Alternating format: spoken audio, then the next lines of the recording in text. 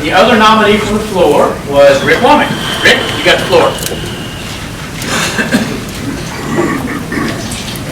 Let me say, first of all, thank you, Madam Speaker, for your leadership over the past 4 years. It's a very difficult job to be Speaker of the House. And I want you to know that this race is not about personality. It's not about Beth. It's not about me. But it is about different philosophies. It's in any situation, whether Beth wins or I win. If Beth wins, she will have my full support. And I know if I win, she will also give me her full support. But this election is really about leadership, style of leadership. I bring to the table leadership that's going to be transparent, that's going to be setting an example, that will lead by example, that will serve under your authority, and leadership that will ultimately always reflect back to serve you. This election is also about how we do business in the House.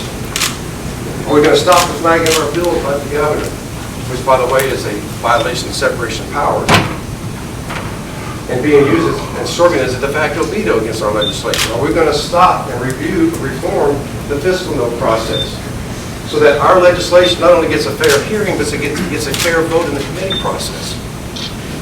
But more importantly, this election is about reforming the deceitful process that engages in personal and political retribution upon these members because they don't agree with some of the major issues with the administration. And case in point, this is a caucus election.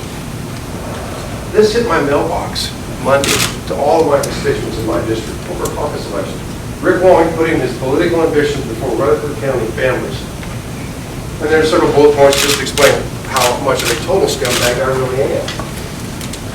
Over a caucus election. Folks, if you speak out against the governor on issues such as Common Core, or you oppose him on the expansion of Medicaid under Obamacare, or as we're recently hearing, a possible increase in the sales tax on gasoline, you are going to be looking at your 2016 primary because he's putting together PACs that will dump tens of thousands of dollars in races against you, and you have absolutely no control over it. I'm sorry, but we all have our differences, and we may be at opposite ends of the spectrum on a given day, but at the end of the day, we come together. We are Republicans. We are family. Now, as most of you know, I'm pretty shy and quiet and reserved, only some of the time, but right now I'm passionate because my family, my Republican members are being attacked. And whether it's Republicans or it's my wife or kids, you don't step across that line and attack my family. And if you do, then I'm going to stand up, I'm going to speak out, and I'm going to come back at you. In this case, it's the governor's office, and I'm not afraid to say that. So, in closing, let me say this. Today, you have a secret weapon.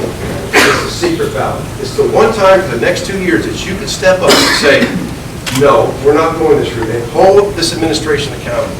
And instead of serving the government, we will serve the people of this state. Thank you for the opportunity to serve and be a part of this process. I sure would appreciate your vote. I look forward to working with all of you over the next 2 years.